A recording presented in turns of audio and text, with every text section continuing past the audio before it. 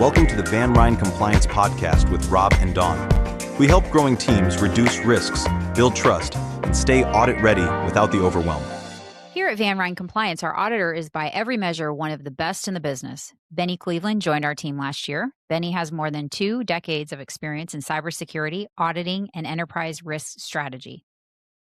Bennie's experience crosses a lot of industries: healthcare, financial services, life services, SaaS, higher education, and government. Today's podcast gets into the nitty-gritty of AI governance and compliance.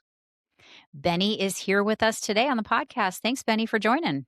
Thanks, everybody. And thank you, Rob and Dawn, for joining me here. Having me here. You're welcome. We're excited to finally get you on the podcast. It's been a bit, right? It's been too long. Long time coming, right? Yes. Well, better late than never. So we're excited for you to be here. Obviously, we're excited for you to be here at Van Ryn Compliance to bring your expertise that you do. And now you've met with a lot of our clients, obviously, already. You've been working with them. But why don't you kind of give a rundown of who you are and what you bring to the table, because you bring a lot. So the floor is yours. Yeah, certainly. So first and foremost, thanks, Rob and Dawn, for bringing me on to the podcast. Don't want to be redundant, but over 20 years of experience in cybersecurity, audit, enterprise risk across healthcare, financial services, life sciences, and higher education. My work focuses on helping organizations build secure, compliant, and audit-ready programs, especially as technology evolves. And so obviously I have a plethora of certifications. I won't go through all of them, but they span in the executive cyber leadership, the governance, audit, enterprise risk, and AI governance at the large scale and delivery of operations. So that's me in a nutshell. Now you're being modest about your certifications, Ben, because when we don't have the nice Van Ryn screens on, Bennie, you'll have to paint a picture for everybody. Has this wall of just plastered certifications and everything. So it's quite impressive. And obviously you've earned them. You've done the hard work. You worked for that. So thank you. Yep. Oh, fun. So where, as we talked with Dr. Howard a week or so ago, we really talked about the PAWS authority and the human in the loop and everything. And she's coming at it from a consultative kind of HR realm. And obviously you as an auditor hit an aim for AI as an auditor. From your perspective, or in our perspective as well, but your perspective as an auditor, what is AI governance? What does it mean to Bennie Cleveland when you go into a small, large, and enterprise organization? Excellent question, Rob. So, from an auditing perspective, AI governance is a structured way organizations ensure artificial intelligence is used securely, right, and responsibly, and in compliance with laws and business expectations. In simple terms, what are AI tools approved, right? Who owns the AI risk and decisions, and what data is being used, right? We also want to understand how the specific AI activity is monitored and logged. What is the outcome, and how can we explain those outcomes, right? And that's basically for regulated environments. So if we think about it, if AI touches health data, personal data, or financial data, or employee information, it immediately becomes a part of our compliance environment.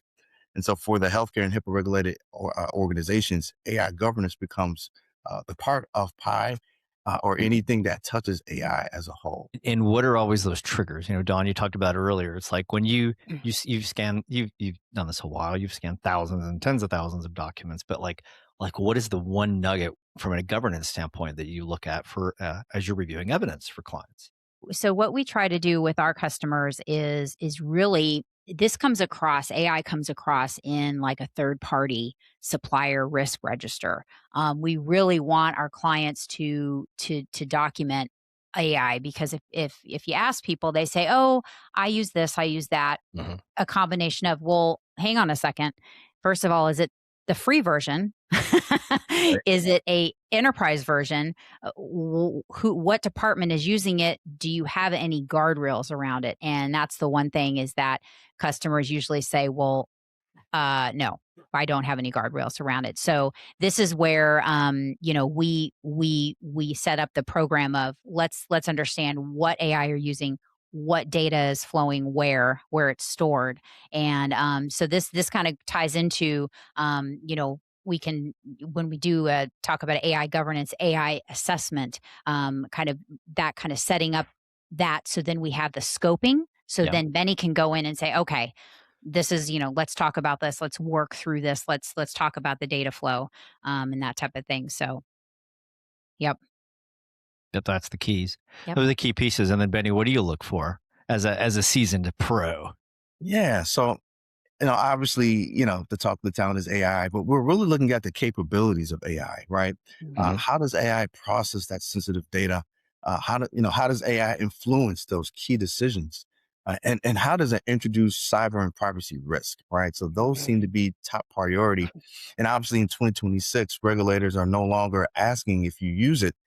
They're really asking about how do you govern the tools that you're using. Yeah. And so as we understand what AI governance really is, the next question becomes what makes it defensible, right? How can we Mhm. defend the overall environment that we manage? Yeah. Yep. Well, wait a minute. You mean we have legal responsibility, Benny? But So, GBT did this, not me.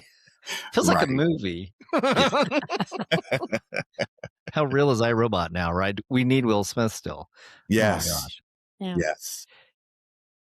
It is scary. Not scary, but it's eerie when you play with we all play with different levels of bots, and from Mhm. Claude to GBT to Gemini to Malt bot, Cold bot, whatever bot, and you when they start to have that personality, you're like, okay, you can see where it's going to go, Yeah. which is interesting. And scary too. Yeah. The legal piece is important because I think we've touched on that before is, you can't just trust what AI gives you. You have to Mhm. make sure you put it in the guardrails because ultimately leadership is responsible, or ownership, or the board, or even down to the frontline worker. He or she could make that mistake. And just think that, oh, that's a great Mhm. diagnosis of a issue or a problem or a health problem, Yeah. and then just put it in the chart on a healthcare side. And we all Mhm. know we love all our healthcare providers, but we work with a lot, and we know they are very fast paced and they're very rushed, and they do make mistakes. Mhm. Unfortunately, there's a lot of mistakes within healthcare. Yeah. That's why the malpractice insurance is so high. And I know healthcare is a massive target for AI right now. Yeah. Um, what do you see, in especially on the healthcare side, since we do so much HIPAA, where do you see, like, where do executives in the healthcare space want to take AI? And then where does like middle management and the frontline workers, what are you Mhm. seeing? You're auditing, Benny. Yeah. So I think obviously for 2026, the HIPAA and privacy laws are always top priority. Also the cybersecurity standards. Mhm. And again, this is not like we're recreating the wheel. This is kind of just reinforcing a lot of the standards. So for example, the NIST CSF seems to be top priority. How do we integrate that framework into kind of what we do from a day-to-day perspective? There's a lot of privacy laws, you know, locally, nationally, and also international laws and regulations that have to be followed. One in particular is GDPR, right? How do we handle the data? Yeah. How do we send the data across the U.S. boundary? And then last is the financial and state regulations. There is several standards, especially with the SEC, how we handle, the use of AI and the sensitivity of the data that's being transferred from A to B. Mhm. So once we understand how the AI governance works, the expectations around the governance, Mhm. again, we need to set some type of standard or structure around defending against various attacks that kind of come into play. And so one of the things is, we talk about human in the loop. Really, what we're really speaking to is using a human to intervene with the actual outcomes, right? And so instead of allowing ChatGPT to render a output, we're going to have a human to kind of step in there and say, you know what, that doesn't seem right. And so, but we also have a adverse reaction to that as well. Is they could be wrong, right? They could be biased, right? They could have a personal vendetta against that particular outcome, and now we still have a bad outcome overall, right? So there's a lot of tangible components that go into the understanding of how we're going to be using AI and certainly the Mhm. governance behind it. Yeah. Where do you see the NIST CSF? Do you see it expanding on the legal requirements over the year, or do you think that maybe next year we'll see just more stringent, like requirements and restrictions, I guess, with the NIST? Do you see that changing, or those controls changing at all? Or Excellent question. Certainly, I do think that the NIST CSF, I think they will render a 3.0 version. I would imagine, if not this year, certainly next year, they may Mhm. present a draft version Yeah. that would kind of highlight some of the AI tangible items or the integration of AI into the overall framework. Mhm. One of the first domains in this CSF is the governance, right? So Yeah. as we're speaking on the governance of AI, I do think that you will see a very intensive Mhm. component that they will be adding in the near future. I was thinking that too. I think we're going to see an evolution of the requirements, the controls, and I'm hoping that spills over into HIPAA, since Yes. that is a very old And it's HIPAA funny, old is a law. law. Yeah. it's funny you bring that up Uh, because when we think about HIPAA, right, it really points to the NIST framework, right? Yes. Um, Mhm. and Yep. so there will be a lot of mapping, right? Yeah. You're going to see a lot mhm, of ISO mhm. NIST Mhm. mapping where a lot of organizations will use all of them, right? Even the Yeah. CIS 18, which is another really, really stout framework that really Mhm. outlines the expectations for cybersecurity Mhm. and with the adoption of AI. Yeah, so here's a question. Have you seen, because a lot of the work you do, you've done a lot of enterprise work. Have you seen any cyber attacks in regards to AI? Have you seen anything recently, or do you foresee it in the future, with all these AI bots out there? Oh, yeah. Yeah, kind Yeah. of talk about that. Like what, as a company, small or big, I mean, how do you rein that in? How do you manage that? And, I know the governance, but how do you, with everything going everywhere, Yeah. can you stop that? Is there a way to monitor that? That's a loaded question, I know, but Yes, it is a I lot of guess what have you seen lately? no, but that is an excellent question. Yeah. It is the elephant in the room, right? I Mhm. think the biggest question, or I guess it's not a rhetorical question, but basically, I think the bigger question is what's been approved, right? We do Mm, see a lot of organizations utilizing AI tools, but they have not been approved. They have not been mhm, vetted out. They have not been tested into their particular environments. mm, Part two of that, yes, we have seen several security attacks. One is what we call deep faking, right? Where we are impersonating individuals using AI, Mhm. right? mhm. This is nothing new, right? Social engineering has always been out. Obviously, everyone knows about the phishing, right? There's quishing, Yeah. vishing, and Yeah. smishing, right? So that there's various attacks that have already exist. When we add the AI element on top of that, we're just expanding that capability even faster, right? Yeah. And so we can actually impersonate with the voice. We can impersonate with your footprint, and we can also impersonate with what you have, right? Mhm, And so there's variances depending on the capability of that person using the AI tool, and also if the mhm. enterprise is vulnerable, right? We Yeah. do see a lot of organizations, they may Yeah. not have the appropriate guardrails, right? Mhm. Which makes you extremely vulnerable. There's Right. been several attacks prior to the emergence of AI Yeah. that were AI generated. It's just now AI has been brought to the forefront. Too, we've kind of forgotten about the dark net, which is very alive. It's even more alive and well now. But Yes. remember, if you look in the past 5, maybe 10, maybe I say 10 years, we're like, okay, as your information on the dark net, there's thieves, they're taking your information. We know that a Mhm. full Z or full healthcare is worth about 800 USD on the black market and all that. Mhm. And then people said, oh, there's 2 internets. I was like, well, yeah, there's probably more than 2, but yes, there's the, what is it? The Amazons and the Microsofts and the Googles, that's only accounts for like 20% of the internet, I believe. And then the Correct. majority of it is it's all just Correct. fraudulent sites. Mm, You go to Oz, right? Well, we have to remember too that the bots that everybody builds, and as they become more agentic, they're going to go to the dark net too. mm. And it's going to be you have to really have that governance in place because it's going to pull all the good, bad, and the ugly and the evil out of everywhere. Yep. Yeah. Correct. Yeah. Because it's so. And to your point, I mean, there's about 95% of bad internet, right? So we have Yeah. Tor sites that Yep. is really the gateway to the dark net. And Mm-hmm. and I think there is a misconception. Most of what people think the internet really is great, right? But to your point, Rob, that's only the 5%, right? So the Googles, Yeah. the Bings, Yeah. Firefox, these browsers, they do allow access. But if anything gets into the wrong person's hands, right, it can be used for Yeah. bad intensive purposes, right? And so that's really what we have, right? The governance should monitor organizations or help organizations monitor what they're seeing within the dark net. And that could be sensitive information related to the organization itself. It could be individual users. It could be a plethora of things, right? You name it, it's there. And so I think this is why we have organizations that they do what we call deep scraping, right? And so they're scraping for sensitive details that pertain to either themselves or the organization in the dark net, and they can try to Yeah. reclaim that or try to alter that information, Yeah.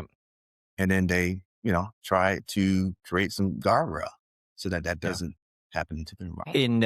And you do a lot of tabletop exercises. Actually, you do them all here at Van Ryn. How does a tabletop exercise come in to identify potential exposures in cyber attacks with AI? Excellent question, Rob. So what tabletops essentially do is explore the gaps, right, or any deficiency that your cyber resilience team may have. This could be from a business standpoint. This could be from a technical. This could be from a business impact perspective. And so what the tabletops will do is put essentially the organization in the fire, right, to understand how would they respond under a live simulated attack. Now, some of the attacks could be a ransomware, it could be a data loss, it could be a social engineering, it could be a website compromise, right? Just to name a few. And to really understand how does an organization stand up to responding to recover from that particular attack. More specifically, ransomware attacks seem to kind of raise the ante a little bit more due to the sensitivity of a ransomware attack, where the adversary will typically have sensitive data, right? They will typically have a sample of data, and then they will request a ransom for a payment to get that data back or provide that data back to the organization. And so it's a very strategic process to learn where does the organization stand today. And to me, tabletops are quintessential in the cyberspace without actually understanding what we're capable of providing up against a ransomware or data loss attack.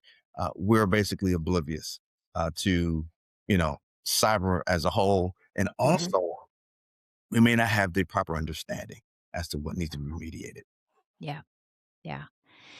The one question we're getting a lot of is we have customers that are developing their own AI. Mm-hmm.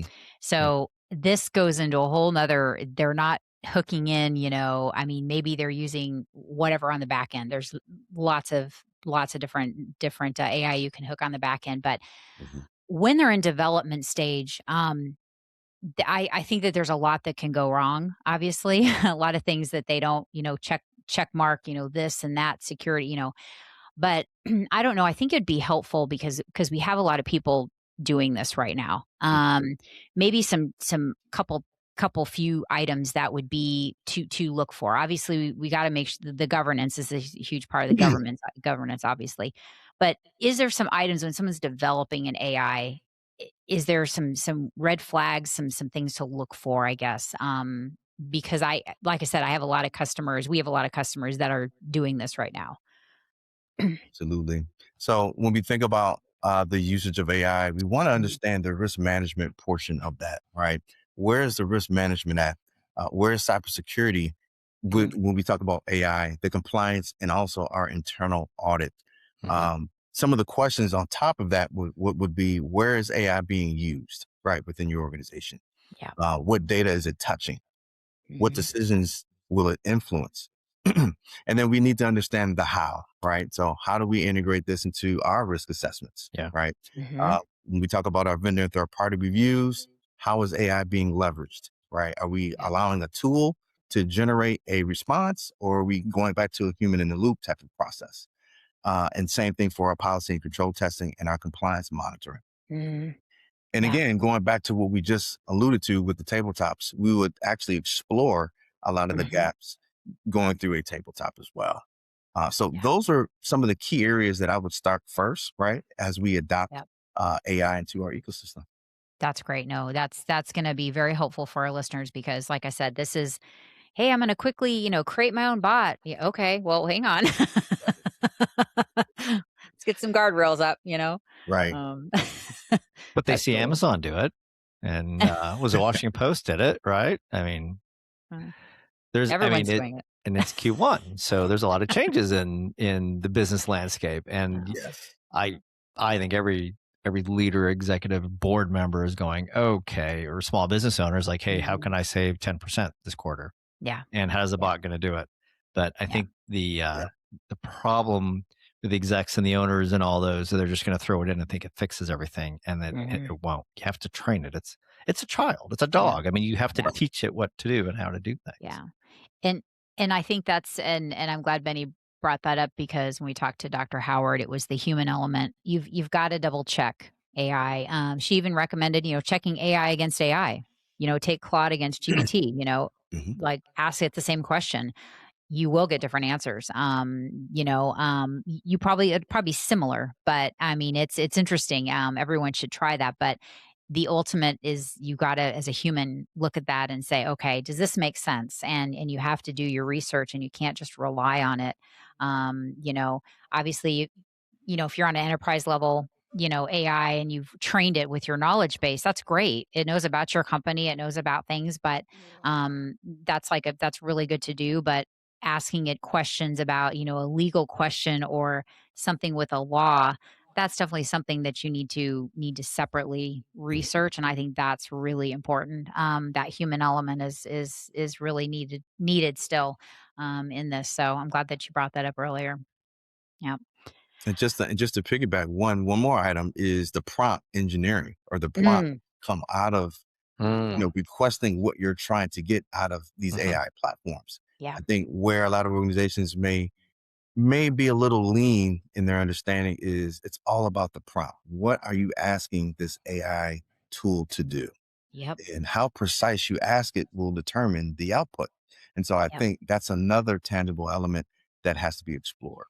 Oh yeah. How you ask it. Yeah. That's the thing is how do you prompt it? Do you, say, look, I'm looking for that. I mean, are you having a conversation with it? Like, how are you asking it? That is a very good point because you will get different outcomes. Absolutely. That's really important. Um, yeah. How you talk to and be nice, is that what you're saying?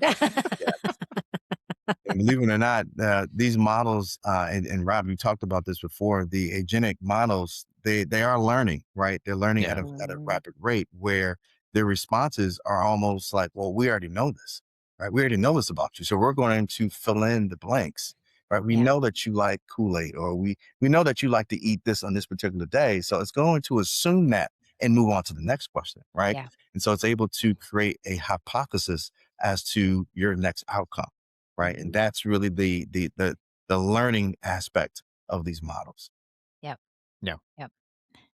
And You can make it your friend, right? You can Yeah. make it your friend and agree with me. I mean, you could it's kind of scary out there. You could totally make it your friend. I know Grok is one of those that you can make it your friend and you can it's like, "Hey, dude," you can change be the way that the person is, who that your personalities. person is and what kinda, how they're talking with you, and it can be your friend, it can be your imaginary friend, right? Yes. So there's that, but then there's also, "I need you to tell me this." So it's kind of like, "You're my friend, but now I need you to be like, give me an honest, true, factual answer." So Yeah. so I think that this is really important, is just a piggyback is just the way you ask the AI, whichever AI you're using. Is it conversational, be my friend, or is it I need you to tell me something about this law? there's a difference. You're right. Right. So Now, the audits you've performed in AI, what are like the top couple like items that you always see clients, make a mistake on, mhm. and risk risk not only their company, but also if they're in the healthcare space, risk getting their federal requirements for HIPAA compliance. If they have a SOC, an ISO, a high trust, GDPR, all of that. What are kind of the couple, Benny's top 10 or top 5 list of, yeah, you better fix it. This is what I see. Yeah. So from what I can see is the incident response plan, right? That's always Mm, probably the common denominator, right? If we don't have a thorough incident response plan, how do we understand our cyber related incidents? How do we recover? How do we Mhm. respond? Right? Are we resilient? Another component is the disaster recovery plans, right? Your business continuity disaster recovery yeah. plans, which works in conjunction with the incident response plan. The third item will probably be the communications plan. How do we communicate Mm, through a live, cyber related incident, or we lost data?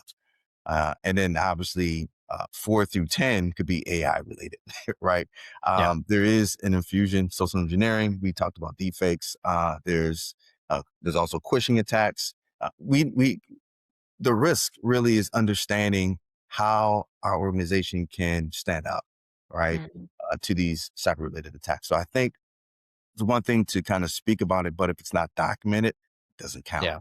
And so I think a lot of the organizations that I've seen in and out uh, mhm. may not have a granular approach, meaning they don't have cyber related playbooks that could assist them in responding to the attack.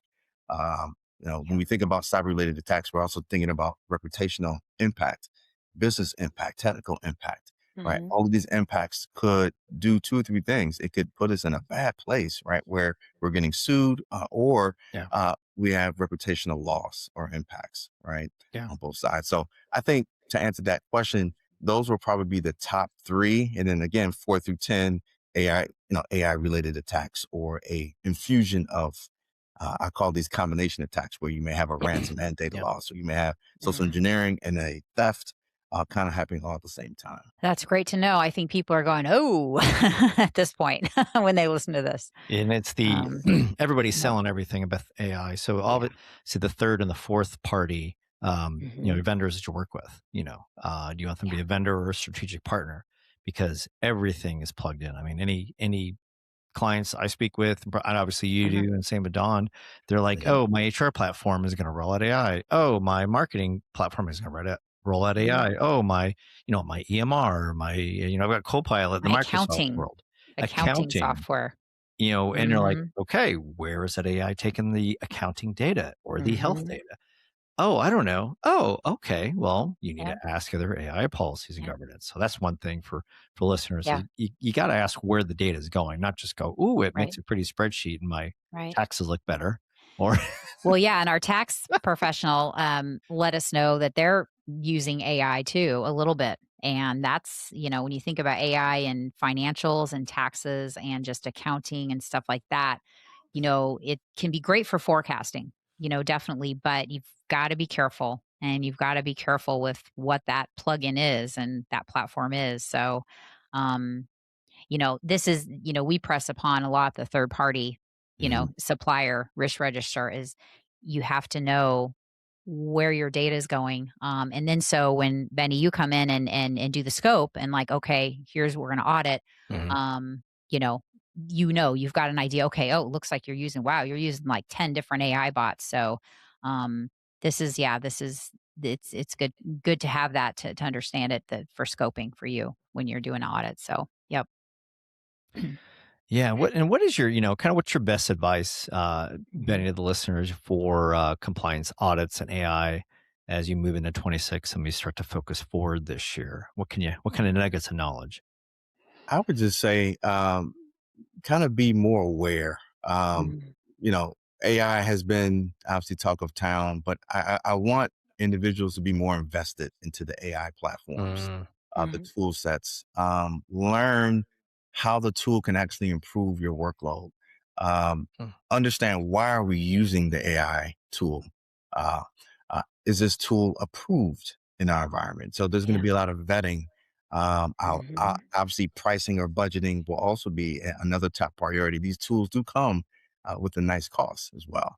And so we have to make sure it makes sense in our environment. I do think we do see a lot of organizations that are trigger happy, right? They're buying Yeah. tools without really understanding, is this going to be beneficial in the long run?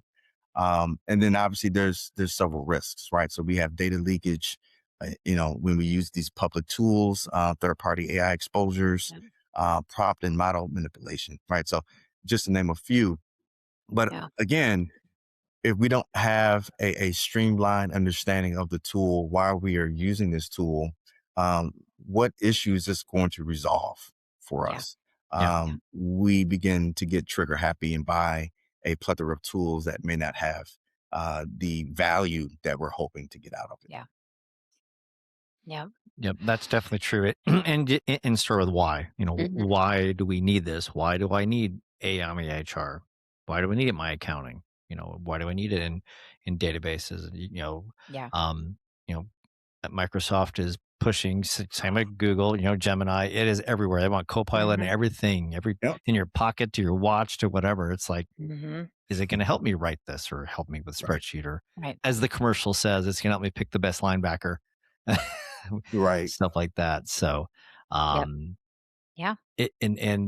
wall it off, tell it what to do. And don't, we also have to remember, when you enable it, it always is going to share its data, your data, with its LLM. It's going to suck as much as it can out of the environment. So make sure to turn that off before and create your own.